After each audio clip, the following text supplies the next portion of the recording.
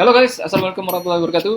Jumpa lagi di GTK bersama gua Koirul, dan di sini gua ada RX 550 dari Furion, dan yang gua mau bahas ini adalah RX 550, dan dia udah 4 port HDMI.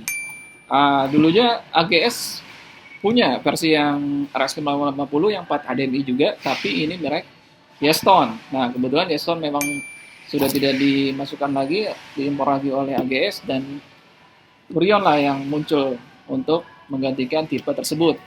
Oke, dari itu kita lihat aja untuk dalamannya bagaimana.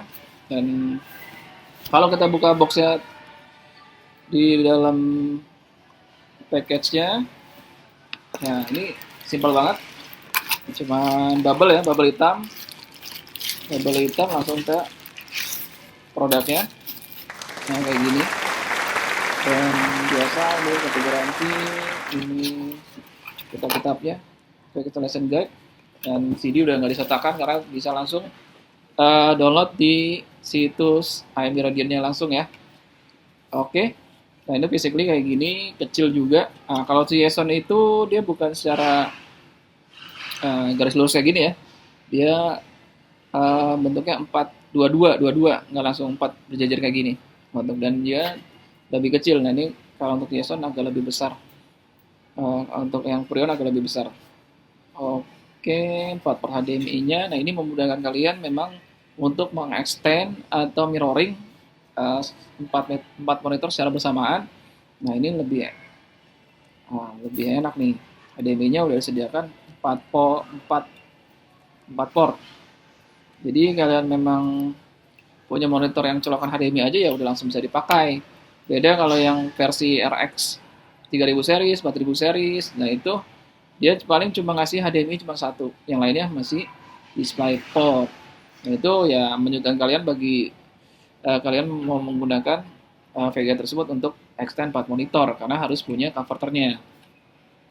Oke, kalian mungkin penasaran untuk performanya bagaimana untuk gaming di monitor 4 layar. Gue juga belum ngerasain juga sih untuk gaming di 4 layar secara bersamaan nih.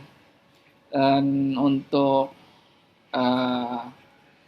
buat tampilin video juga bagaimana ya.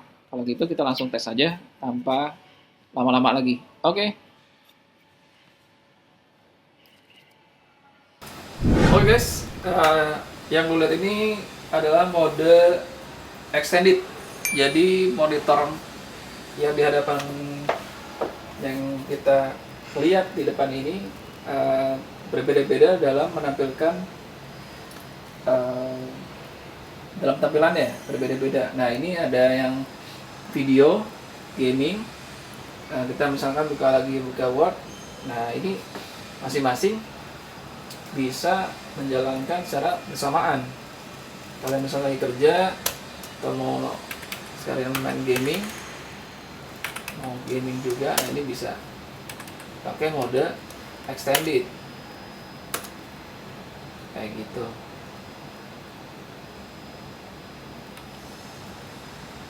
Sekali lagi, yang gue pakai ini buat mode tester, ini pakai i5 Gen 6, RAM 8GB, SSD 128, dan power supply-nya juga lu harus perhatikan kalau untuk 4 monitor ini harus mendukung, karena komponen yang dipakai otomatis kan banyak.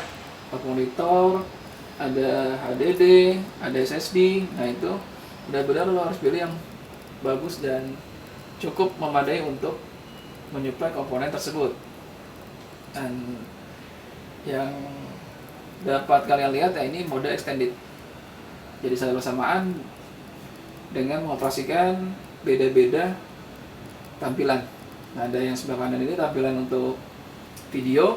Kita coba simulasi, ini ada Word. Nah, ini untuk tampilan biasanya. Nah, sebelahnya lagi game.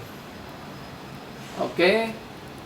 Nanti kita coba ke mode clone. Dalam clone itu artinya 4 monitor ini secara bersamaan tampilnya sama semua. Oke, stopin lagi. Oke guys, ini adalah yang kedua, mode clone. Kalau lihat secara bersamaan ya, kalian lihat Nah ini sama semua di 4 monitor ini. Oke, ini coba kalau misalnya kita buat memutarkan video ya, playback sampel. Nah ini sama semua tapi dalam satu frame, salah satu monitor masing-masing sama. Belum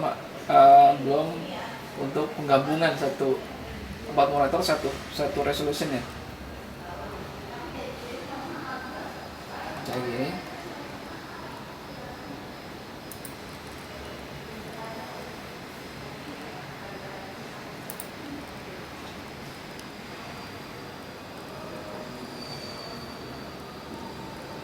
Oke, yang berikutnya lagi ini mode combine. Dalam artian lo bisa kombinasikan 4 monitor ini dalam satu resolution.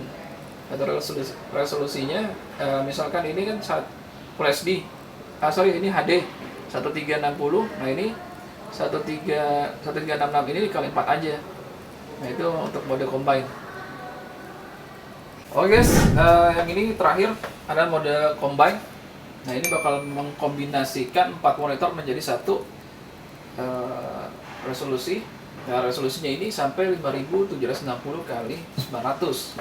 Tapi ini karena monitornya berhubung ini kotak, square, dan dia pun secara default gue pakai AMD Infinity dan bentuknya bakal kotak kayak gini dan gue harus nyusun. Nah, kebetulan ini kabel-kabelnya pendek, sementara ya mohon maaf gue nggak bisa nyusunnya juga untuk simulasi untuk settingan secara square dengan metode mode combine. Oke, dari itu mungkin ya bisa gua jelaskan ke kalian. Kalian mungkin bisa dapat referensi ini VGA ya cukup buat game ringan, buat aktivitas office dengan kalian banyak kegiatan di situnya, bisa untuk trading, bisa untuk mungkin sembari editing, sembari nonton YouTube. Nah, itu bisa kalian kerjakan secara bersamaan. Dan ini juga termasuk VGA yang cukup murah di angka 1,an. Nah, itu untuk link pembelian nanti gua sertakan. Oke,